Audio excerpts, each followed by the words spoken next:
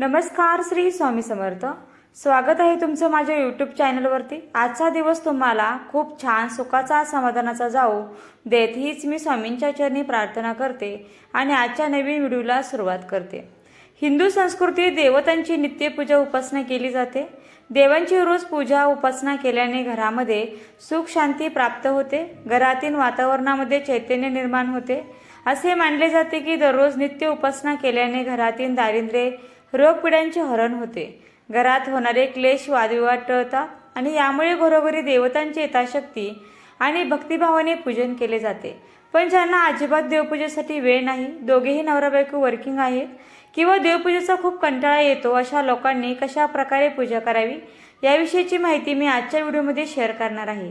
आणि या देवपूजेला तुम्ही कोरडी देवपूजा असेही म्हणू शकता। पण या उपासनेमुळे सुद्धा तुमच्या घरामध्ये सकारात्मक ऊर्जेचा संचार होईल आणि तुम्हाला देवी देवतांचे आशीर्वाद देखील प्राप्त होतील। तर अशी पूजा कोण करू शकतं? ही पूजा पंचोपचारे करावी लागते का?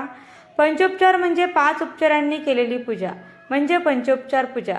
पण आता कोरडी देवपूजा करत असताना पंचोपचार पूजा कशी करावी, ज्यामध्ये देवांना गंध, अक्षदा, फूल, धूप, दीप, नैवेद्य कसं अर्पण करावं आणि सगळ्यात महत्त्वाचं म्हणजे अगदी 2 मिनिटात होणारी ही कोरडी देवपूजा केल्याने सुद्धा तुमच्या घराला कोणतेही दोष लागणार नाहीत। तर ही कोरडी देवपूजा कशा प्रकारे करायची आहे याविषयीची संपूर्ण माहिती मी आजच्या व्हिडिओमध्ये शेअर करणार आहे, त्यामुळे व्हिडिओ स्किप न करता शेवटपर्यंत बघा। अगदी 2 मिनिटांमध्ये तुम्ही देवांची पूजा करून घराबाहेर पडू शकता। यासोबत ज्यांना देवपूजेचा कंटाळा आहे, म्हणजे सगळ्याच गोष्टीमध्ये आवड असते पण नेमकी देवपूजा करण्याचा कंटाळा आहे, कारण देवपूजा ही नियमाने केली जात नाही, म्हणून देवपूजा नको याचाच परिणाम म्हणजे घरामध्ये खूप नकारात्मकता असते आणि घरामध्ये नकारात्मकता वातावरण असेल अशा घरामध्ये उदास वाटतं, बेचैन वाटतं। यासोबत पती पत्नीमध्ये भांडण होत असतात आणि याच कारण आपल्याला कळत नाही, कारण आपल्याकडून देवांची सेवा घडत नाही। पण ज्यांना वेळ आहे, देवपूजेची आवड आहे, त्यांनी नियमानेच देवपूजा केली पाहिजे। तुम्ही कितीही कामामध्ये व्यस्त असाल, कितीही देवपूजेचा तुम्हाला कंटाळा येत असला तरी देखील एक छोटासा तरी देव्हारा प्रत्येकाच्या घरामध्ये असावा।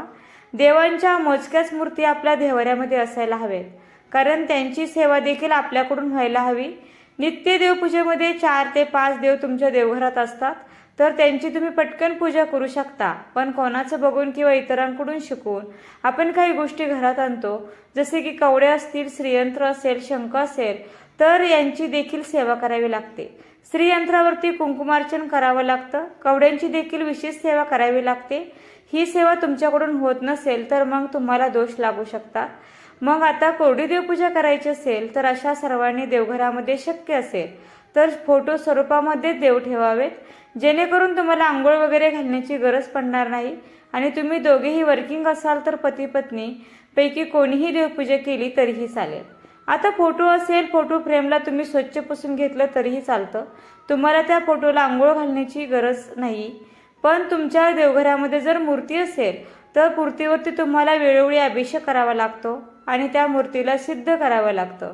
तसंच त्यामध्ये देवत्व राहत नाही, म्हणून तुम्ही स्वामी भक्त आहात, स्वामी सेवेची आवड आहे पण वेळ नाही, तर अशा वेळेस तुम्ही स्वामींचा फोटो ठेवा। स्वामींची मूर्ती असेल तर तुम्हाला स्वामींच्या मूर्तीवरती अभिषेक करावा लागतो, हा अतिशय महत्त्वाचा नियम आहे। तर बघा, आपल्या देवघरामध्ये जेवढे देव असतील त्यांची कोरडी देवपूजा कशी करावी ही माहिती आपण आत्ता पुढे बघूयात। तर बघा, आपल्या देवघरामध्ये सांगितल्याप्रमाणे मोजके देव असावेत। आता ही कोरडी देवपूजा करत असताना आपण जे आदल्या दिवशी देवांना फुलं वाहिलेली असतात तर ती सुकलेली असतील तशीच ठेवून आपण ऑफिसला पळालो तर आपल्या घरामध्ये नकारात्मक ऊर्जेचा संचार होतो। त्यामुळे जी सुकलेली फुलं आहेत ती किमान आपल्याला काढून घ्यायची आहेत। तुम्ही जर वर्किंग असाल, ज्यावेळेस तुम्ही ऑफिसमधून घरी येत असाल त्यावेळेस तुम्ही एकदाच आठवड्यातून फुलं घरी आणून ठेवू शकता, ती फ्रीजमध्ये ठेवू शकता आणि ती फुलं रोज देवांना देखील अर्पण करू शकता। आता सुकलेली जी शिळी फुलं आपल्याला काढून घ्यायची आहेत। आपण जो नैवेद्य अर्पण करतो तो 5 ते 10 मिनिटात लगेच बाजूला उचलून घ्यायचा आहे। आता फार काही वेळ लागत नाही या पूजेमध्ये, पण काही गोष्टी तर तुम्हाला कराव्याच लागतील। आता सगळ्या देवांची शिळी फुलं वगैरे काढून घेतल्यानंतर सगळ्यात आधी आपल्याला आपल्या देव्हाऱ्यातील दिवा प्रज्वलित करायचा आहे। पहा, कुठलीही सेवा असेल, उपासना असेल, ती अग्नीच्या साक्षीने होत असते। त्यामुळे तुमची नित्य देवपूजा असेल किंवा ही कोरडी देवपूजा असेल, यासाठी सगळ्यात आधी तुम्हाला दिवा प्रज्वलित करायचा आहे। दिव्याला तुम्हाला हळदी कुंकू अर्पण करायचं आहे, एक फूल अर्पण करायचं आहे, त्यानंतर धूप अगरबत्ती लावून घ्यायची आहे। आपण देवांची पूजा कधीही करू शकतो, पण उपासना करण्यासाठी सकाळची वेळ सर्वात योग्य मानली जाते। ब्रह्ममुहूर्तावरती पूजा करण्याची परंपरा अनेक वर्षापासून चालत आलेली आहे, पण यासोबत देव हा भक्तीचा भुकेल आहे, त्यामुळे मनोभावे केलेली उपासना सेवा देखील देवापर्यंत पोहोचत असते। साधी ती धूप दीप लावण्याची सेवा तुमच्याकडून घडत असेल तर त्याचेही पुण्य तुम्हाला लाभत असतं। झोपेतून उठल्यानंतर आपलं मन शांत स्थिर असतं, डोक्यात कोणतेही विचार नसतात। देवांच्या भक्तीसाठी सुद्धा मन एकाग्र असणे आवश्यक आहे। एकाग्रतेशिवाय केलेली पूजा कधीही यशस्वी होत नाही आणि त्यामुळे आपल्या देवाऱ्यामध्ये मोजकेच देव आपल्याला ठेवायचे आहेत, ज्यांची सेवा आपल्याकडून होईल। ज्यामध्ये सगळ्यात महत्त्वाचं म्हणजे ज्यांना तुम्ही गुरु मानता त्या गुरूंचा फोटो अथवा मूर्ती तुमच्या देवाऱ्यामध्ये असावीच। आपले जे इष्टदैवत आहे, ज्यामध्ये आपली कुलदेवी कुलदैवत हे अतिशय महत्त्वाचे आहेत, हे आपल्या देवाऱ्यामध्ये असायला हवेत। आपल्या कुलदेवीचा फोटो किंवा टाक किंवा मूर्ती आपल्या देवाऱ्यात असेल तर त्यांचे आशीर्वाद आपल्यासोबत राहतात आणि आपल्या सर्व कुटुंबाला त्याचा लाभ होतो। यानंतर 5 अतिशय महत्त्वाच्या मूर्त्या आपल्या देवाऱ्यात असाव्यात, ज्यामध्ये गणपतींची मूर्ती, देवी लक्ष्मीची, बाळकृष्णांची मूर्ती, अन्नपूर्णा आणि शिवलिंग हे 5 देव आपल्या देवाऱ्यात असावेत। या व्यतिरिक्त तुमच्या इच्छेनुसार तुम्ही बाकीच्या गोष्टी वाढवू शकता, ज्यामध्ये शंख असेल, श्रीयंत्र असेल, कासव असेल, रुद्रयंत्र आहे, घंटी आहे। पण ज्यांना देवपूजेसाठी पुरेसा वेळ नाही त्यांनी जास्त गोष्टी देवघरामध्ये वाढवू नयेत। पंचोपचार पूजेमध्ये सगळ्यात पहिला उपचार जो आपल्या देवपूजेमध्ये करत असतो तो म्हणजे देवांना आंघोळ।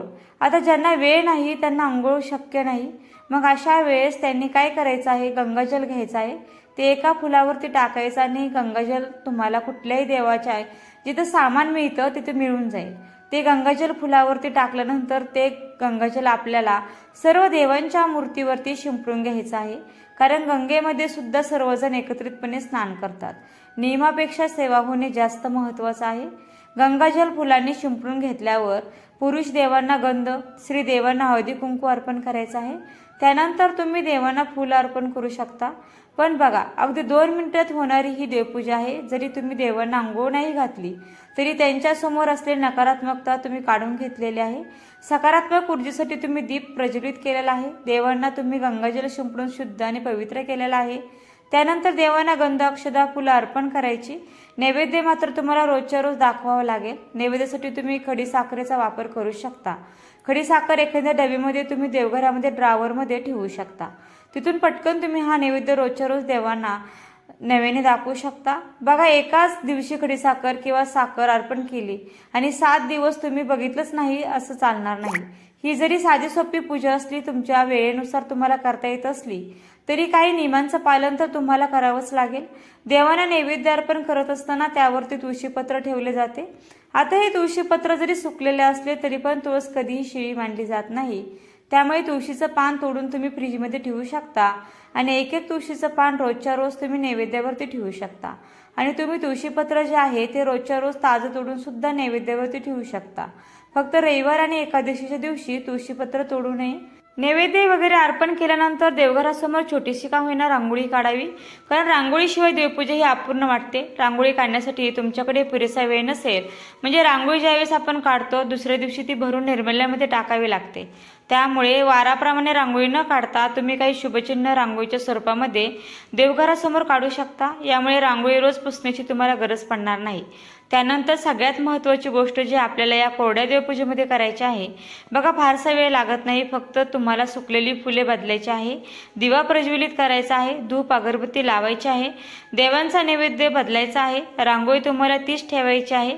आणि त्यानंतर सगळ्यात महत्त्वाचा देवपूजेचा नियम की विधी तुम्ही म्हणू शकता, ती म्हणजे आपण देवांची आरती करायची असते। तर आजकाल बाजारामध्ये रेडीमेड फुलवाती मिळतात, त्या तुम्ही आणू शकता किंवा फुलवाती तुपामध्ये भिजत ठेवा।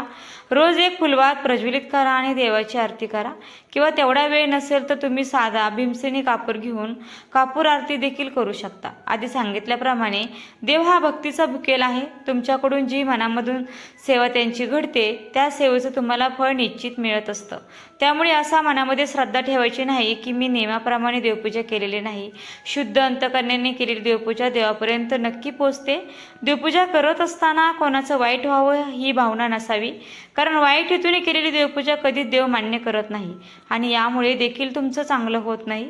बऱ्याचदा आपण बघतो की गोड बोलणारी व्यक्ती असते पण मनामध्ये कपट असतं. अशा व्यक्तीचं देखील कधीही देवदेव करून चांगलं होत नाही. पण एखादी फटकळी व्यक्ती असते, तोंडावर पटकन बोलते पण मनामध्ये मळ नसतो, अशा व्यक्तीचं नेहमी भलं होतं.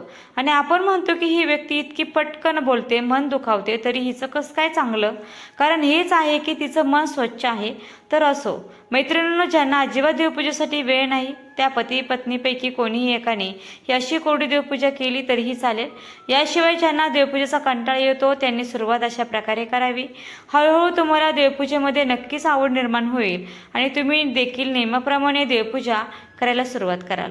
पण ज्यांना अजिबात वेळ नाही त्यांनी आठवड्यातून किमान एकदा तरी देवांना आंघोळ घालावी आणि विधीपूर्वक नियमाप्रमाणे देवपूजा करावी. देवांना शास्त्रोक्त पद्धतीने एकदा तरी स्वच्छ करावं. यामुळे सुद्धा देवपूजेचं तुम्हाला संपूर्ण फळ मिळतं. थोडक्यात काय तर बघा, तुम्ही असं केलं तर देव काही कधी कोणाचं वाईट करत नाही. बघा, तुमच्यासोबत, माझ्यासोबत, आपल्या प्रत्येकासोबत ज्या वाईट गोष्टी घडत असतात त्या आपल्या कर्मानुसार घडत असतात. त्यामुळे हे तर तुम्ही डोक्यातून काढून टाका की देव माझं वाईट करेल आणि मी तुम्हाला ते सांगेल की देव तुमचं वाईट करेल वगैरे. तर तसं कधीही अजिबात होणार नाही. तर तुम्ही जेव्हा देवपूजा वगैरे करणार नाही तर यामुळे काय होतं बघा की देवघर आपण काही लोकांसाठी ठेवतो का? लोकांना दाखवण्यासाठी देवघराची स्थापना आपण आपल्या घरामध्ये करतो का? तर नाही. तुम्ही देवपूजा केली, तुम्ही व्रत वैकल्य केलं, तुम्ही पूजा अर्चा केली, याचा फायदा जो आहे तो तुम्हाला होणार आहे आणि तुमच्या मुलाबाळांना होणार आहे. आणि जर तुम्ही हे नाही केलं तर याचा जो त्रास होणार आहे तो तुम्हाला आणि तुमच्या मुलाबाळांनाच होणार आहे. बघा, जे सुकलेली फुलं, हार देवांसमोर ठेवता, देवघरांच्या भोवती ठेवतो, तेव्हा त्याच्यामध्ये नकारात्मकता खेचली जाते, ती साठवून ठेवली जाते. आणि मग यामुळे काय होतं की तुमचा नवरा बायकोमध्ये वादविवाद, घरामध्ये भांडण, घरामध्ये आजारपण येणं, पैसा येतो पण तो न टिकणं, अशा बऱ्याच समस्यांना तुम्हाला सामोरं जावं लागतं. मग तुम्हालाच हे प्रॉब्लेम होऊ नये म्हणून काय करायचं, जुने वाहिलेली, काल वाहिलेली जी फुलं आहे ते दुसऱ्या दिवशी बदलायची. दुसऱ्या दिवशी नवीन ताजी जी फुलं आहेत की ज्या पत्री आहेत, पत्री म्हणजे काय की जसं बाळकृष्णानं तुळशीपत्र अर्पण करणं, महादेवाला बेलपत्र अर्पण करणं हे आपल्याला करायचं आहे आणि दुसऱ्या दिवशी काढून ठेवायचं आहे. आता जे काढून ठेवलेलं फुलं आहेत ते तसेच घरामध्ये कुठे साठवून ठेवू नका, कारण त्याच्यामध्ये पण नकारात्मकता साठवली जाईल. त्याच्यासाठी आठवड्याभरामध्ये 2 वेळा तुम्ही हे जे फुलं आहेत ते निर्मल्यामध्ये टाकू शकता. दुसरं म्हणजे आपल्या प्रत्येकाच्या देवघरामध्ये आपली कुलदेवी, आपले कुलदैवत, तुम्ही ज्याही गुरूंना मानता, ज्यांचा तुम्ही गुरुमंत्र वगैरे घेतलेला असेल किंवा ज्या गुरूंची तुम्ही सेवा करता त्यांची मूर्ती, त्यांचा फोटो, अन्नपूर्णा माता, बाळकृष्ण भगवान आणि गणपती बाप्पा हे देवी देवता तर आपल्या प्रत्येकाच्या देवघरामध्ये असायलाच हवेत. तसेच आपली कुलदेवीला दररोज काय करायचं, फुलं काढून घेतली की हळदी कुंकू अर्पण करायचं आणि जी फुलं तुम्ही अर्पण करताय त्यामध्ये जर एखादं लाल फुल असेल तर दररोज आपल्या कुलदेवीला अर्पण करा. अगदी बोटावर मोजणे इतकं कमीत कमी 11 वेळा तरी आपल्या कुलदेवीचा, तुमची जी कोणती कुलदेवी असेल तुमच्या त्या कुलदेवीचा जो मंत्र असेल तो तुम्ही म्हणायचा आहे. आणि कुलदेवीचा मंत्र तुम्हाला माहीत नसेल तर अगदी नरवाण मंत्र म्हटला तरीही चालेल. कुलदेवी मग कोणतीही असू द्या, नरवाण मंत्र कमीत कमी 11 वेळा तुम्ही म्हणू शकता. यामुळे काय होईल की तुमच्या कुलदेवीची कृपा, तुमच्या कुलदेवीचा आशीर्वाद तुमच्यावर आणि तुमच्या कुटुंबावर कायम राहील. कारण दररोज तुम्ही तुमच्या कुलदेवीचे स्मरण करताय, तिला हळदी कुंकू अर्पण करताय आणि जेव्हा आपल्या कुलदेवीला आपण दररोज स्मरण करतो, सेवा करतो, तर त्या वेळेला संतान प्राप्तीसाठी आपल्याला प्रॉब्लेम येत नाहीत. तुमचं करिअर असेल, उद्योगधंदा, व्यवसाय असेल तो चांगला चालू लागेल. कुलदेवीच्या आशीर्वादाने तुमच्या घरामध्ये मंगलकार्य, शुभकार्य नेहमी घडत राहील. त्याचबरोबर तुमचं स्वतःचं घर होईल, जे आपण म्हणतो ना की ज्या सर्व सुखसोयी किंवा आयुष्यामध्ये सक्सेस मिळणं या सगळ्या गोष्टी होतील. आणि दररोजचं आयुष्य जगत असताना ज्या अडीअडचणी येतात, संकट येतात, त्यातून बाहेर पडण्याचे मार्गसुद्धा तुम्हाला इझिली मिळतील. कधीच तुम्हाला ज्या अडचणी आहेत, दुःख आहेत, ती डोंगरा एवढी वाटणार नाहीत. अगदी हसत खेळत तुम्ही त्या दुःखांचा सामना करून, ते पार करून तुम्ही पुढे कधी जाल हे तुम्हालाही कळणार नाही. त्यामुळे दररोज आपण या कोरडी देवपूजेत हे जर आवर्जून करू शकतो आणि नित्याच्या पूजेतही करू शकतो. घंटेचा नाद जो आहे तो संपूर्ण घरात जरी तुम्हाला शक्य नसेल तर अगदी सकाळची देवपूजा करताना त्या वेळेमध्ये तरी ती जी घंटा आहे ती वाजवा. कारण आपल्या घरामध्ये जे नकारात्मकता असते, जी अलक्ष्मी असते किंवा ज्या वाईट शक्ती असतात त्या घंटेचा आवाज जो आहे त्या तो ऐकू शकत नाहीत. आणि असे जर काही प्रॉब्लेम तुमच्या जागेमध्ये, तुमच्या वास्तूमध्ये काही वास्तुदोष वगैरे असेल तर तो दूर होण्यासाठी सुद्धा मदत होईल. त्याच्यामुळे सुद्धा हे करणं गरजेचं आहे. तर कोरड्या देवपूजेमध्ये ही जी गोष्ट आहे ती सुद्धा तुम्ही आवर्जून करा. आपल्या देवांना रोज उपाशी वगैरे ठेवायचं नाही. कमीत कमी साखरेचा जरी नैवेद्य असेल तो देवा घरासमोर दाखवायचाच आहे. त्याचबरोबर तुम्ही सकाळी उठल्यापासून ते रात्री झोपेपर्यंत, मी म्हणत नाही की तुम्ही सकाळी म्हणा किंवा संध्याकाळी म्हणा, तुम्ही ज्याही गुरुला मानता, ज्याही देवाला मानता, अगदी तुम्ही ट्रॅव्हलिंगमध्ये असाल, कोठेही असाल, ज्याचं ते स्मरण आहे ते तुम्ही आवर्जून करा.